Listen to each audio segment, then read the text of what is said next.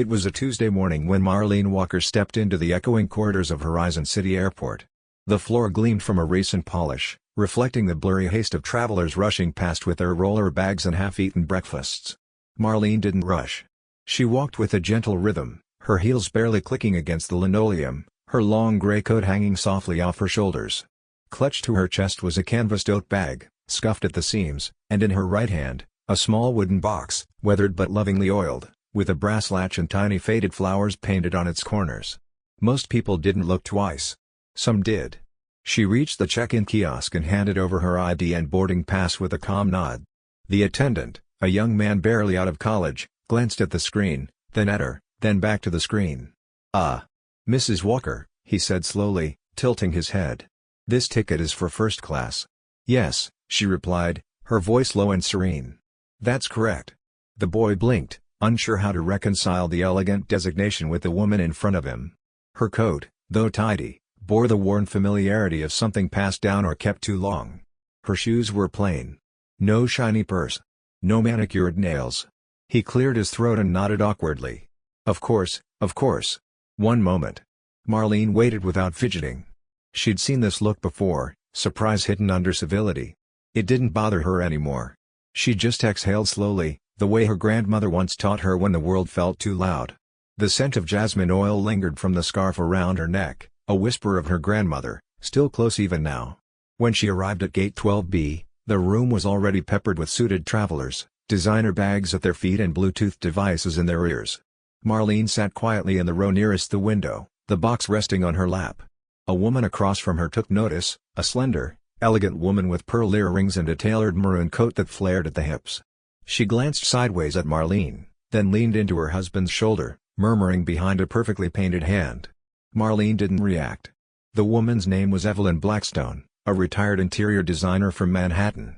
She was heading to Denver for a design symposium, and her entire life was curated down to the polish on her nails. What she saw in Marlene was something unfamiliar. And in Evelyn's world, unfamiliar often meant out of place. The announcement came, boarding for first class. Marlene stood and stepped forward with her ticket. As she approached the flight attendant at the gate, a sleek young woman in a navy uniform, Evelyn also stood, brushing the lapel of her coat. "Ma'am," the flight attendant said politely, "may I see your boarding pass again?" Marlene handed it over without pause. "Seat 1A." Before the attendant could direct her, Evelyn interjected, hand on the young woman's elbow. "Excuse me," she said in the tone of someone used to being obeyed. "I believe this is the first-class line." The attendant blinked. "Yes, ma'am. This is Mrs. Walker. She's in 1A." There was a moment. A flicker of surprise. Of tension. Evelyn hesitated, then forced a thin smile. "Oh. My apologies." Marlene turned slowly to face her, meeting her gaze fully. She didn't smile. She didn't glare. She simply said, "No offense taken." Then she stepped into the jet bridge. Inside the cabin, Marlene took her seat by the window. The leather was cool against her back, and the hum of the engines was already a kind of comfort. She held the wooden box on her lap and rested both hands on it. She didn't cry. She had done enough of that at the hospice, during the long nights when the machines beeped and nurses moved quietly in and out. But her throat tightened as she looked out at the wing of the plane, steady and still. Across the aisle, Evelyn found herself unsettled. She couldn't stop glancing at the woman with the wooden box. Something about her presence, so calm, so grounded, conflicted with Evelyn's tidy system of assumptions. And she didn't like when her assumptions unraveled.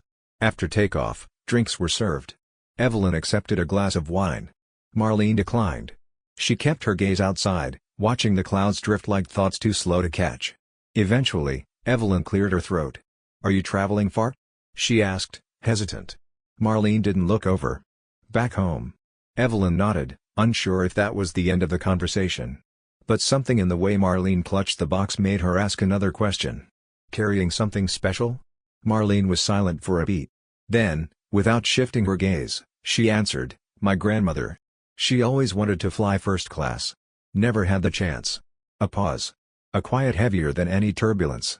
Evelyn's hands went still in her lap. "I'm sorry," she said. And for once, she meant it. The flight attendant returned, setting a glass of warm water on Marlene's tray. "The captain sends his regards, ma'am. And your husband called ahead. He asked us to take special care of you." Evelyn's brows lifted. Your husband works for the airline? Marlene smiled then. Just a hint. In a way. She looked back out the window, the sky vast and quiet. Across the aisle, Evelyn sat straighter, as if something had shifted inside her. Something she couldn't quite name.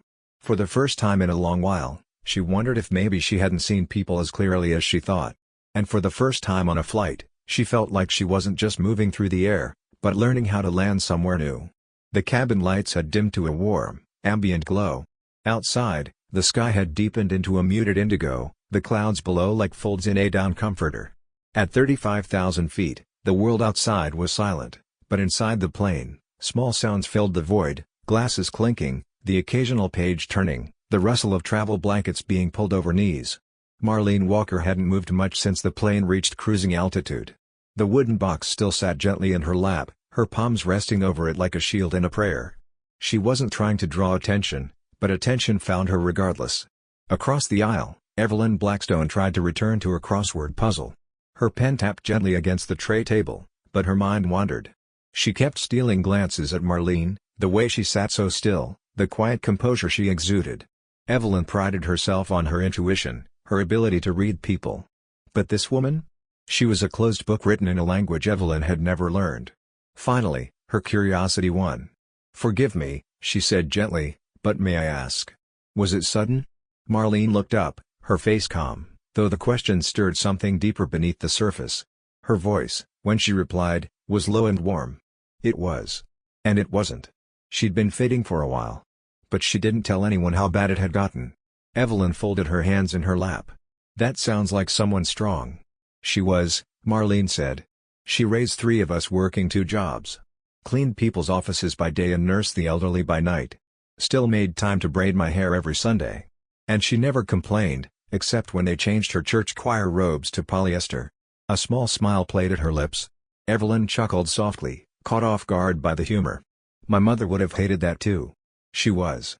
Everything," Marlene said, her voice thickening for the first time. She adjusted her scarf, letting the familiar scent of jasmine calm her rising emotion. Just then, the flight attendant returned, this time with a small plate of fresh fruit and a cup of chamomile tea. "Can I get you anything else, Mrs. Walker?" she asked with quiet kindness. Marlene shook her head. "This is perfect. Thank you." The attendant lingered for a moment. "I hope you don't mind me saying. You remind me of my own grandma. She passed a year ago. Always wore scarves and carried those little cinnamon candies in her purse." Marlene's eyes softened. "Grandmothers have a way of sticking with us." "They really do," the attendant said, blinking away emotion before stepping away. Evelyn watched the exchange, something inside her loosening. "You have a presence," she said finally, choosing the word carefully. "I don't think I would have been so gracious, in your shoes. Especially after what I said earlier." Marlene turned toward her fully now, not with judgment, but with stillness. "And what exactly did you say?" she asked. Evelyn looked down, her voice barely above a whisper. "That I thought you were in the wrong section. That you didn't belong." A pause. Marlene nodded, not offended, not angry. "We all carry things no one sees," she said. "Sometimes it shows up in our clothes. Sometimes in silence. Sometimes in how quick we are to judge." "I used to be good at reading people," Evelyn said. "But now, I'm not so sure." "Maybe you were just reading from the wrong book," Marlene replied, a slight grin tugging at the corners of her mouth. Evelyn let out a breath she didn't know she'd been holding and actually laughed. "That's a good line. I might borrow it." "You should," Marlene said. A silence followed, not awkward, not heavy. Just honest. Evelyn looked out the window, her thoughts returning to her own mother. "She was the opposite of yours," she said softly. "Polished, poised. Always kept a stiff upper lip. When she passed, I didn't cry. I just made the arrangements and got back to work." Marlene tilted her head gently, her eyes kind. "Sometimes that's survival. I think," Evelyn said after a moment, "I'm just realizing now I never actually said goodbye." Marlene reached across the aisle, her hand resting lightly on Evelyn's. "There's still time. Grief doesn't care about calendars. It loops back when it needs to. And sometimes it opens doors we didn't know were still locked." Evelyn's breath caught, her throat thick. "Maybe this flight is my door." "Then walk through it," Marlene whispered. For the next few minutes, they sat together in silence. No further confessions, no deep metaphors. Just two women, side by side in a place where past and present, grief and grace, floated alongside the clouds. As the plane coasted into late afternoon air, Marlene leaned back in her seat and let her eyes fall shut for the first time. She dreamed not of funerals or hospital rooms, but of laughter. Her grandmother's laughter in a warm kitchen. Of a girl in a second-hand dress being told she could be anything, as long as she remembered to lead with kindness. And across the aisle, Evelyn looked at her seatmate and thought, I almost missed this. And maybe that was the real grief, not just losing people, but almost never seeing them to begin with. The plane had entered that hushed phase of flight when time seemed to stretch. The sun peeked through the windows in golden streaks, casting amber light over the cabin, softening everything. It was the kind of moment that didn't call for words, just stillness. Marlene Walker, seated in 1A, was deep in thought. The wooden box sat gently on her lap, her fingers tracing the floral designs etched onto its surface like a meditation. She wasn't remembering the hospital anymore. She was remembering the kitchen. The Saturday mornings filled with gospel records, pancake batter, and her grandmother's voice telling her, a gentle hand leaves the deepest touch. Across the aisle, Evelyn Blackstone continued watching, but this time with respect. Not curiosity. Not condescension. She was beginning to understand that this woman, so calm, so composed, was not just grieving. She was carrying a whole legacy. The young flight attendant, Harper, returned with a warm cloth and placed it gently on Marlene's tray. We'll be starting descent in about 30 minutes, she said quietly. Let me know if you need anything, Mrs. Walker. Marlene smiled. You've already given me more kindness than I expected today. Harper hesitated. Do you mind if I ask? What's in the box? Marlene met her eyes and nodded. Letters. Her perfume. A photograph. A piece of cloth from the dress she wore every Sunday. And a butterscotch candy, just in case someone needed something sweet. Harper's eyes welled up unexpectedly. My grandmother used to carry cinnamon sticks in her purse. Said they kept the world from spoiling. She was right, Marlene said with a soft smile. Some things don't expire. Harper stepped away, clearly moved. Evelyn watched all this unfold like a scene in a film she hadn't meant to walk into. And for once, she didn't want to interrupt it. She just wanted to be present. She leaned slightly forward and said, if I can ask. How did your husband know the captain? Marlene looked at her with that same calm smile. He used to be the captain. Evelyn blinked. Wait. You mean he's the chief executive now? But he started out fueling planes and working overnight shifts, Marlene replied. He believed if you learned every piece of a thing, you'd never forget who held it together. Evelyn's mouth parted slightly. And you? I was there when he couldn't afford shoes that didn't squeak, Marlene said, laughing gently. We built it all together. He got the wings, I packed the lunches.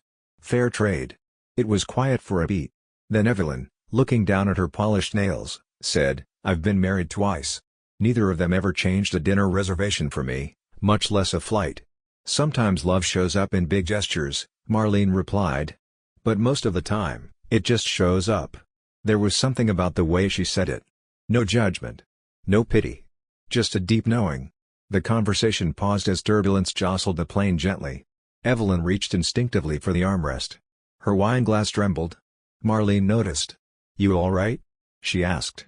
I've never liked flying, Evelyn admitted. My late husband used to say I white-knuckled even a glass of champagne. That made Marlene laugh. It was light and clear, and Evelyn found herself laughing too.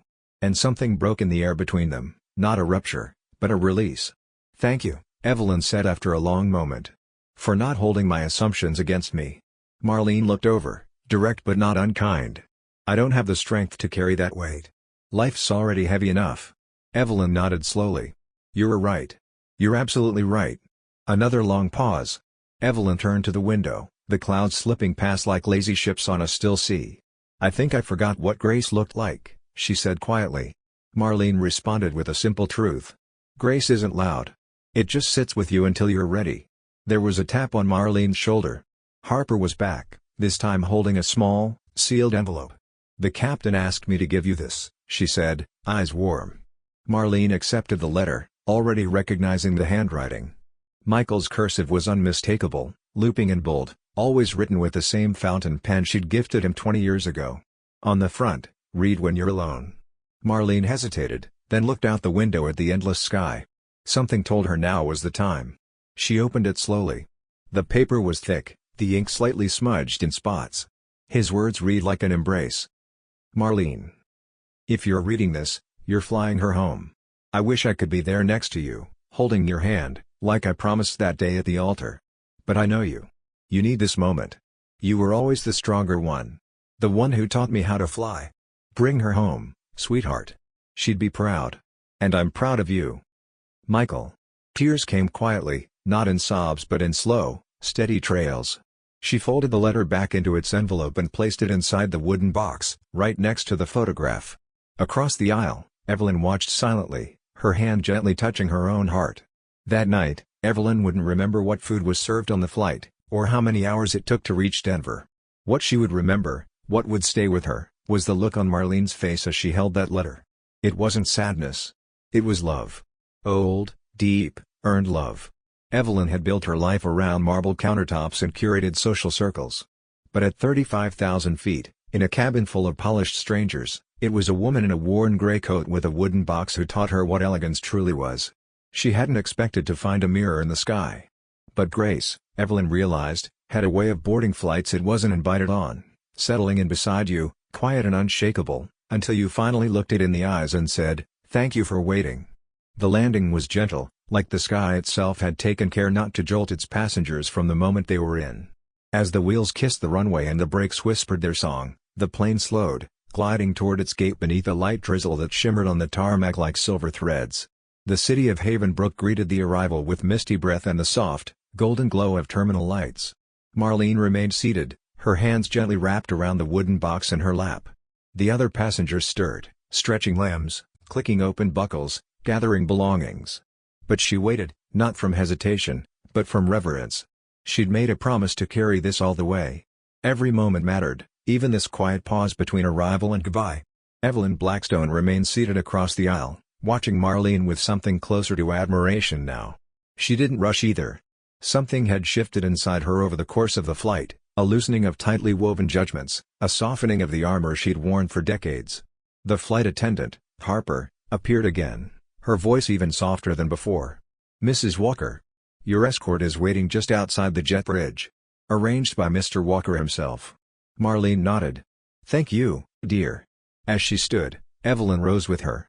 For a moment, the two women stood side by side in the aisle, their silhouettes illuminated by the light from the open cabin door.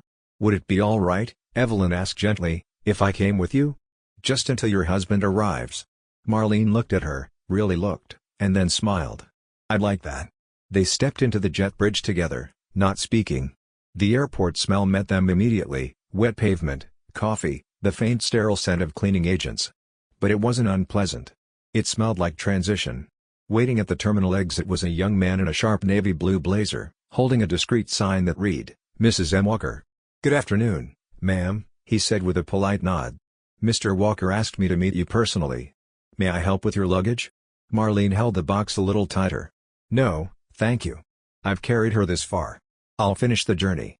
The man stepped aside, gesturing toward a quieter wing of the terminal marked Executive Arrivals.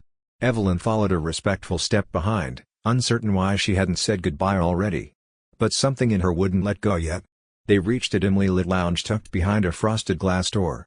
Inside, the lighting was soft, the walls lined with bookshelves and photographs of flight history. The room smelled faintly of lemon balm and old wood. At the center of it all stood a man in a simple navy coat and charcoal scarf. He wasn't surrounded by an entourage or assistants. He was just waiting. Michael Walker. He was older than Evelyn expected, with a short salt and pepper beard and kind eyes that looked like they'd seen everything and still chosen tenderness. When his gaze met Marlene's, the room fell away. He crossed the space in 3 strides and gathered her into an embrace, both arms wrapping around her like they'd been reaching for this very moment all day. "You made it," he whispered into her hair. "So did you," she murmured into his chest. Evelyn, standing to the side, looked away, not out of discomfort, but out of respect for the intimacy of the moment. There was nothing flashy about them. No diamonds, no performance. Just two people who had weathered decades and still greeted each other like lovers at a train station. After a moment, Michael noticed Evelyn and offered a warm handshake. "Marlene tells me you were seatmates. Thank you for your company." Evelyn shook his hand gently. "It was an honor. Truly." They moved toward a round table set with tea, fresh lemon slices, and a small plate of scones. As they sat, Evelyn hesitated at the threshold. "I should probably go," she said. Marlene turned to her, her voice steady. "Would you stay? Just a little longer?" Evelyn nodded and quietly joined them at the table. The wooden box rested in front of Marlene now, the brass latch slightly glinting under the lounge lights. Evelyn's eyes were drawn to it again. She couldn't help herself. "I hope you don't mind me asking," she said delicately. "But is that really your grandmother's ashes?" Michael chuckled softly, and Marlene grinned, an unexpected lightness in her expression. Not mockery. Just the kind of shared laughter between people who have carried a secret for too long. Marlene unlatched the box. Inside, instead of urn or ash, there lay a careful arrangement of small, deeply personal items. A hand-sewn napkin embroidered with sunflowers. A tiny photograph of an elderly woman in a church hat, beaming and holding a slice of pie. A worn recipe card titled Granny May's Lemon Cobbler. A string of blue worry beads. And several folded letters tied together with frayed ribbon. Evelyn blinked, speechless. She didn't want to be cremated, Marlene said. She wanted to return to the earth. This isn't her body. This is her spirit. Michael added, this box holds everything that made her who she was. Her voice. Her smell. Her love. Marlene picked up the napkin. Still smells like her perfume. Jasmine and shea butter. Evelyn's voice cracked. I thought I was honoring her by giving up my seat. I thought I was being generous. Marlene looked at her kindly. You were, in your own way. But what mattered more was that you saw me. Eventually. There was a quiet that filled the room. Not awkward. Not cold. Sacred. Evelyn rose slowly and walked toward the box. She placed something beside it, a small bundle of dried lavender, tied with twine. My mother wore lavender every Sunday, she said. So did mine, Marlene replied softly. They didn't need to say anything else. Michael poured tea for the three of them, and they sipped in silence. The scent of citrus and sweet pastry drifted around them. Outside, the rain had stopped. Sunlight broke through, catching on the lounge windows like forgiveness arriving late but welcomed anyway. Evelyn eventually stood again. I've spent so much of my life looking at people, she said, but I don't think I ever really saw them. Not like this. Marlene walked over and embraced her fully. You're seeing now. And that's what matters. As Evelyn left, she felt lighter, as if she'd taken off a coat she'd been wearing for decades. Back inside the lounge, Michael turned to Marlene. You do this, he said. Do what? Change people. Just by sitting next to them. She smiled and nestled the box closer. I don't change them. I just remind them who they've always been. The chapel was tucked away beneath the canopy of sycamore and pine trees, its brick walls softened by ivy and time. The stained glass windows glowed in hues of rose and amber, casting long pools of color over polished wooden pews. Outside, the breeze whispered gently, carrying the scent of damp leaves and jasmine, just enough to stir memory. Inside, Marlene Walker sat in the front row wearing the same gray coat she had worn on the flight. It still held the quiet scent of her grandmother's perfume, though faint now, just the ghost of a hug. The wooden box rested on a white linen draped table beside a framed photograph, a woman with deep laugh lines, a tilted church hat, and a plate of lemon cobbler balanced in her hands. Michael sat quietly beside his wife, their hands intertwined. He didn't need to say anything. His presence, as always, was steady.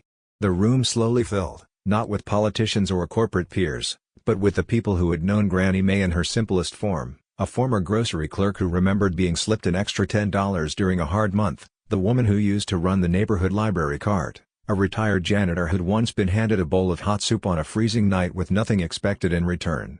One by one, they came. And then, at the back of the room, stood Evelyn Blackstone. She wasn't sure if she belonged. She wasn't family. Not a neighbor. Not a longtime friend. But she held a single sprig of lavender, wrapped in twine, and her posture no longer carried the stiff weight of pride. Instead, she was small, reverent, honest. Marlene saw her. She rose, walked down the center aisle, and wrapped Evelyn in a full, unhurried embrace in front of everyone. You came, she said softly. I didn't want to assume, Evelyn whispered. But I needed to say thank you. Then you came for the right reason. Marlene guided her gently to the front row and gestured to the space beside her. Evelyn sat, laying the lavender gently on the table beside the wooden box. My mother wore lavender every Sunday, she whispered. So did mine, Marlene replied. No further words were needed. The quiet between them said more than dialogue ever could. When Michael rose to deliver the eulogy, he didn't mention business empires or airline achievements. He didn't talk about titles or travel logs. Instead, He spoke of a woman who hummed old hymns while folding laundry. A woman who always knew which children in the neighborhood needed lunch, even if they didn't say so. A woman who once told him, "If someone judges you before you speak, let your life do the talking." She never wore a crown, he said, voice tight with emotion, but she ruled her world with kindness. And the older I get, the more I realize that's the only kind of royalty that matters. The room fell into sacred stillness, not mournful, but reverent. Tears were shed. Quiet smiles shared. And stories, so many stories, were passed around like warm bread at a shared table. A young man who'd once been caught stealing food at a gas station stood and said, "She didn't call the police. She bought me a meal and said, 'You are not a thief. You're just hungry.' There's a difference." A widowed woman spoke next. "After my husband died, she came every Thursday. She didn't talk. She didn't try to fix it. She just held my hand. Until the ache made room for breath again." After the service, people lingered, not in obligation, but in reflection. No one rushed back to their cars. No one checked their phones. Evelyn stood beside Marlene near the exit beneath the soft sunlight now breaking through the chapel windows. "This day," Evelyn began, then faltered. "It's changed me." Marlene smiled gently. "It was never about changing. It's about remembering who you've always been." Evelyn nodded, tears in her eyes. "I hope I can live in a way that honors this." "You already are," Marlene said. "Every time you see someone before judging them. That's a flower on Granny's grave." That evening, back at their cozy brick home nestled under elm trees, Marlene sat on the back porch. A mug of mint tea rested on the small table beside her. The journal she and Michael shared was open on her lap. She picked up her pen and began to write. "Today, I sat beside a woman carrying silence. And without realizing it, we lightened each other's load. Not through argument. Not through explanation. Just by being willing to stay present." Granny would have smiled at that. Maybe she did. She signed her initials, M, and then added a tiny heart. Inside the house, Michael was placing the wooden box on the mantel, not as a keepsake of mourning, but as a living part of their story. A tribute to the woman who'd shown them all how to love with open palms. He joined Marlene outside, settling beside her as the first stars blinked above the treetops. "I keep thinking about Evelyn," she said. "What happens next for her?" Michael sipped his tea. "She'll go home different. But will she stay that way?" Marlene asked. "I think so. You didn't give her a lecture. You gave her a mirror. I just hope she liked what she saw," Marlene whispered. "If she didn't," Michael said with quiet certainty, "she will one day." Inside the journal, the next page remained blank, waiting for Michael's turn. But the story itself didn't feel unfinished. It felt like something new was beginning. Because legacies aren't just what we leave behind, they're what we inspire forward. And somewhere, far from Havenbrook, in an airport lounge or on a flight yet to board, someone else might meet a woman in a gray coat with a box full of memory and a voice that sounds like home. And they, too, might walk away carrying something lighter. And something infinitely more valuable.